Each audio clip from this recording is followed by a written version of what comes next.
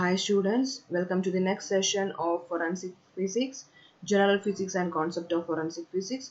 So I hope you understood the terms of General Physics which we are using in Forensic Physics to solve the crime or to move the investigation of a crime. So let's move on to the definition of Forensic Physics. So forensic physics is the application of physics for the purpose of civil or criminal law, and it deals with a combination of ballistics, bombs, blood spatter, the measurement of density, soil, that is for soil and glass examination, then index of refraction and birefringence in fiber analysis, glass examination and all. And it is a very technology intensive field to study, needing three-dimensional graphing computers, electron microscopes and large computer databases. So forensic physics, like forensic scientists who are dealing with the physics division, they should know about all the terms of general physics in like density, like refraction, refractive index, and all these kind of terms, and to apply this into the investigation purpose.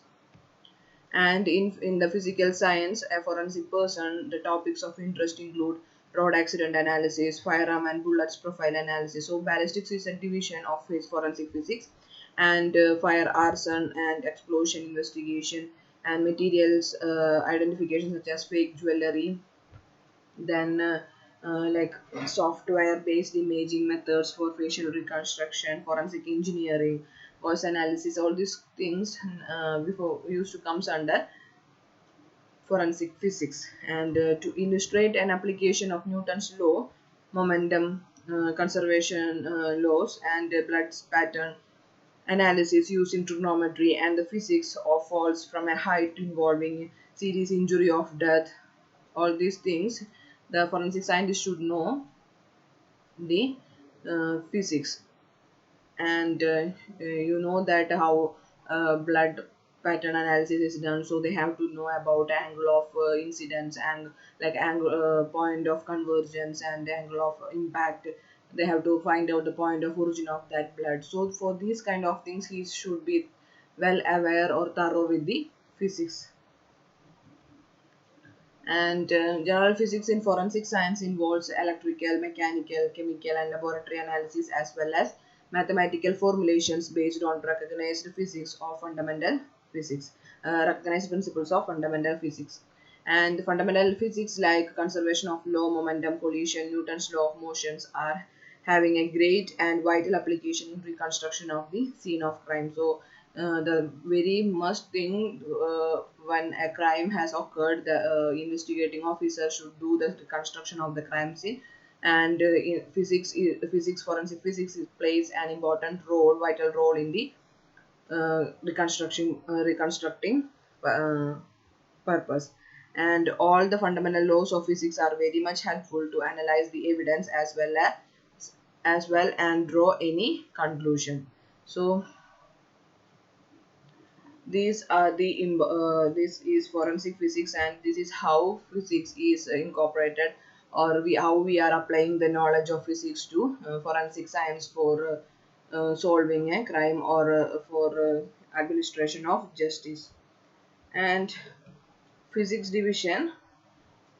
So in India, physics division in CFSL, that is State Forensic Science Laboratory and Central Forensic Science Laboratory, mainly deals with all types of cases, beginning from reconstruction of crime scene, trace evidences, analysis to voice examinations, etc.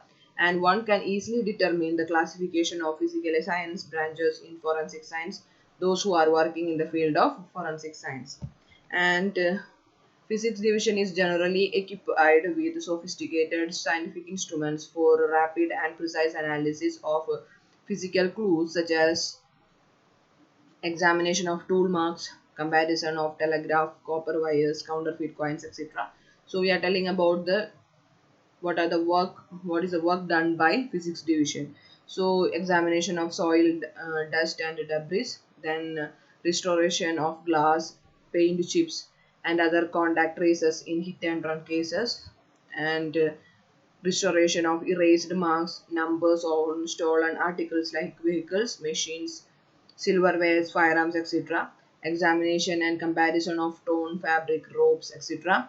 Other analysis required sophisticated instruments of various other divisions of the laboratory. So here we are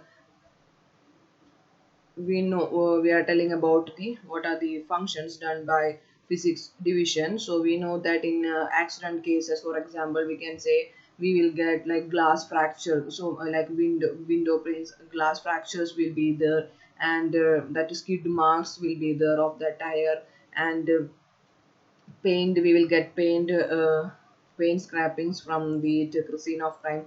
So all these things are examined in forensic physics division. Then like in forensic lab, physics division will deal with all those things, and if there is any need of comparison of this fabric, rope and all, so they will do the physical matching of fabric and ropes, and then examination of soil. So in crime, from crime scene, if soil is encountered as a physical evidence, they will take that into the physics division for checking the density and all. And for glass also, like for identifying the refractive index of the glass, and for the comparison purpose with the sample, standard sample, forensic physics lab will help. Then tool mark examination and comparison of these counterfeit, whether it is a counterfeit coin, counterfeit currency or original currency. So like these examinations are done in the physics division. So talking about the history of forensic science, we can say that it started from 212 BC only, like when Archimedes was given a case to solve, whether the crown of the king is golden or whether it is or like adulterated with silver. So that time only he found out a method of buoyancy to or density to find out whether the crown is golden or it is mixed with any other substances. And forensic physics, but that time it was not much uh, or not that much forensic or scientific things were like standardized forensic principles and practices was lacked, so that it was not in that much concern. And then we can like forensic science has been dominated by the fields of chemistry, mainly the analytical chemistry and biology, like serology and DNA profiling. All those things came after. So but indirectly, physics has contributed to forensic science via the invention of microscope, then electron microscope, mass spectroscope, these kind of instruments.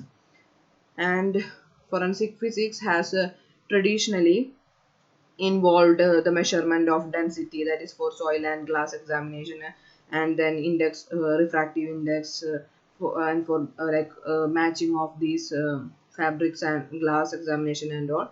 But in 1743, like the ballistic pendulum was developed by Robbins, and he was the first to undertake a systematic series of experiments to determine the velocity of projectiles.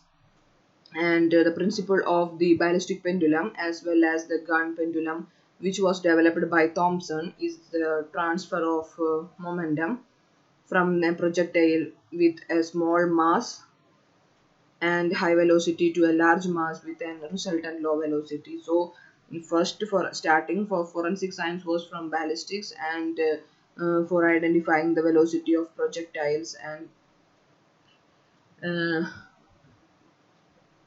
the well then out trajectory and all those things. 1943 it started, and in ballistic division was started in 1930 by Calcutta police.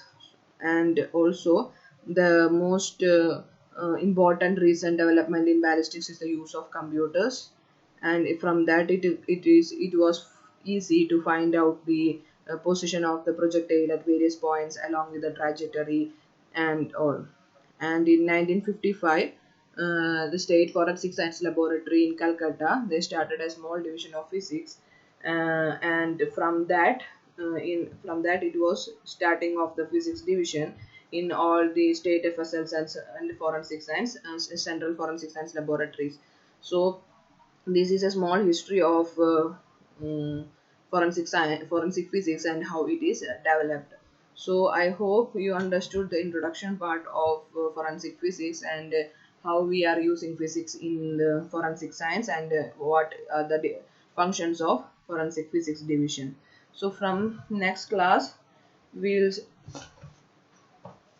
we'll continue in the next class with the trace evidences such as glass, paint, and fiber, and how it is collected, how it is analyzed, and how we are using physics in and the examination of these kind of trace evidences. So I hope you understood, and we'll meet in the next class. See you.